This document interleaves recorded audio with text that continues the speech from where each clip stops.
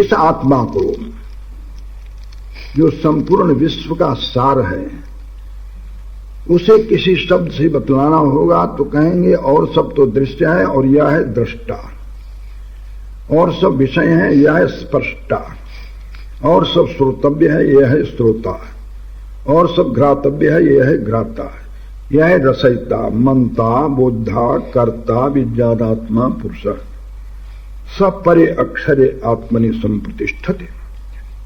वही निद्रावस्था में परमात्मा में जाकर प्रतिष्ठित हो जाता है। परमेवाक्षरम प्रतिपद्यते, और सत्य पूछो तो परम अक्षर में ही जा मिलता है। स यो हवै तदच्छायम, किंतु वह किसी की छाया नहीं है, वह शरीर वाला नहीं है, वह लाल रंग रूप नहीं है, वह शुभ्र है, अक्षर है। हे सौम्य, पिप्पलादि से कहते हैं हे सौम्य, जो उसको जानता है वह सर्वज्ञ है, वह सर्वरूप हो जाता है। तदेश श्लोक, इस चतुर्थ प्रश्न के उत्तर रूप में पिप्पलादि जी ने जो कहा है उसको श्रुति भी कहती है संग्रह रूप में। विज्ञानात्मा सहदेवश्च, इन इंद्रियों के सहित सभी देवता चेतन आत्मा, प्राण, भूत, संप्रतिष्ठा, इन सब को जो जान लेता है वह अक्षर का जानने वाला माना जाता है और वह सर्वज्ञ है, उसे सर्वव्यक्त पुरुष कहते हैं। यह सबसे ऊंचा ज्ञान है। विज्ञानात्मा सहदेवश्च सर्वैः प्राणाः भूतानि संप्रतिष्ठन्ति यत्र तद अक्षरम वेदयते यस्तु सौम्य स सर्वज्ञ। हे सौम्य, उसी को सर्वज्ञ कहते हैं जो इन सब रहस्यों को जानता है। सर्वज्ञ नहीं सामान्य रूप से जानता है इसलिए नहीं, बल्कि वह विशेष रूप से जानता है इसलिए उसको सर्ववित्त भी कहते हैं। इस प्रकार से चतुर्थ प्रश्न और उसके उत्तर में पिप्पलाद ऋषि ने कहा। हम उत्तरोत्तर परब्रह्म की ओर जा रहे हैं। संसार की सृष्टि से लेकर के परब्रह्म परमात्मा तक के ज्ञान कराने वाले प्रश्नोत्तर हैं।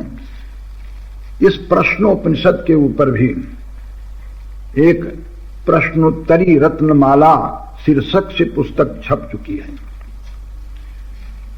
हम प्रयत्न कर रहे हैं कि आधुनिक सज्जा में सजा करके उपनिषद के आख्यानों को हम सर्वसामान्य के सामने रखें। और यह ऐसा ही युग है, माल की कीमत कम है और इसका जो पैकेज है ना उसकी कीमत अधिक है।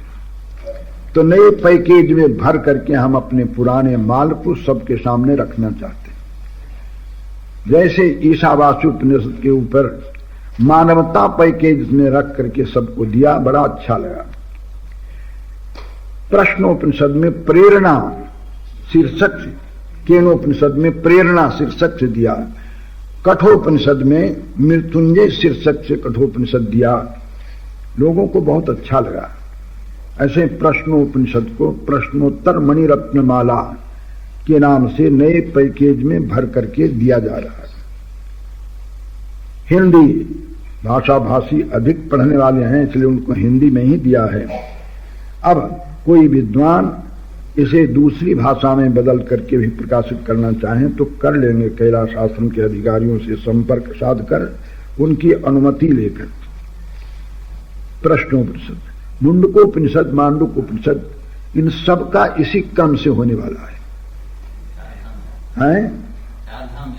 हाँ हाँ, चार धाम, चतुर्धाम यात्रा। चतुर्धाम यात्रा पुस्तक का नाम सुनकर के समझेंगे कि रामेश्वरम जगन्नाथ, ये जो चारों धाम है, इस चारों धाम की यात्रा की बात किए होंगे, या उत्तरांचल उत्तराखंड की चार धाम की यात्रा के विषय में इस पुस्तक में कुछ कहा गया, किंतु वो नहीं है। जिन धामों की यात्रा, तीन धाम की यात्रा तो प्रतिदिन आप करते ही हैं, जागृत धाम, स्वप्न धाम, सुसुप्ति धाम। एक तुरीय धाम की यात्रा आप प्रतिदिन नहीं कर पाते हैं, उसके लिए कुछ जप तप की आवश्यकता भी है। ये जो चारों धाम है, जागृत, स्वप्न, सुषुप्ति और तुरीय धाम, इन चारों धामों की यात्रा की बात उसमें कही गई है। मांडुक्य उपनिषद के ऊपर प्रवचन जो हुआ है, इसीलिए उसका नाम रखा चतुर्धाम यात्रा। वह भी प्रेस में है, पुस्तक छप रही है। तो इसी क्रम से सभी उपनिषदों के ऊपर नए पैकेज में अपने माल भर करके लोगों के सामने रखने का प्रयास किया जा रहा है। उसमें अच्छी सफलता मिली है। केवल हम पारायण करके इतिश्री करना नहीं चाहते, किंतु सर्वसामान्य की भाषा में भी उसको भर करके विभिन्न नाम से लोगों को देना चाहते हैं। कहां तक कर पाएंगे उसे तो भविष्य ही बतलाएगा। आज का यह प्रसंग यही समाप्त होता है।